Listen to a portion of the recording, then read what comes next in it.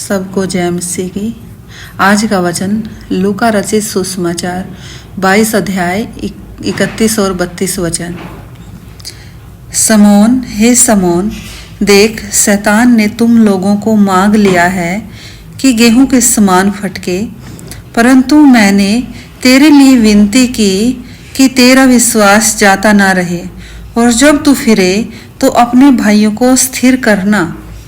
परमेश्वर का वचन कहता है कि जब शैतान ने प्रभु से पतरस को मांगा तो प्रभु ने ये नहीं कहा कि मैं पतरस को नहीं दूंगा या पतरस को गिरने नहीं दूंगा, पर प्रभु ने पतरस को शैतान के हाथों में देकर उसे गिरने दिया।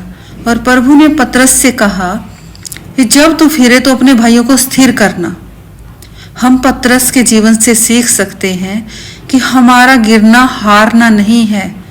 प्रभु ने पतरस को गिरने देकर कैसे उसे भाइयों के उठने का कारण बनाया। अगर हम मसीह में हैं तो जीवन भर हमारा गिरना होता ही रहेगा।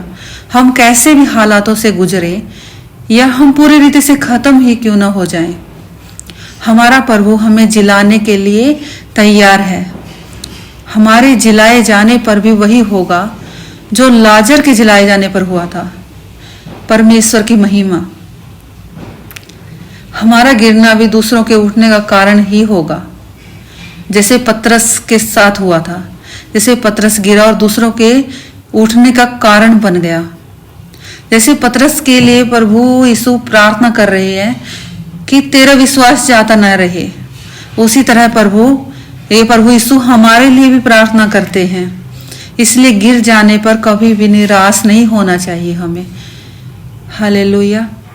मैं आपसे कहती हूँ कि हमारा गिरना ही हमारे जीवन में बड़ा प्रतिफल लेकर आता है। कई बार हमारा गिरना हमें प्रभु के साथ संबंध रखना सिखा देता है, प्रभु के साथ संबंध को गहरा बना देता है। हमारा गिरना हमें मजबूत और अनुभवी बना देता है। कितनी बार हमारा गिरना हमारे भाइयों और बहनों के लिए उठने का और आशीष का कारण बन जाता है। जो पतरस पूरी तरह से गिर चुका था, जिस पतरस ने प्रभु यीशु का 3 बार इनकार किया, वही पतरस कलीसिया का खंबा बन गया। वही पतरस हजारों हजार लोगों के उद्धार का कारण बन गया।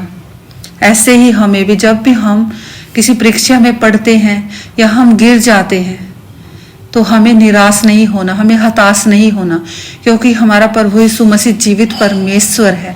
वो हमारे लिए उस परमेश्वर से, उस पिता से प्रार्थना करता है और हमें कभी भी निराश नहीं होना।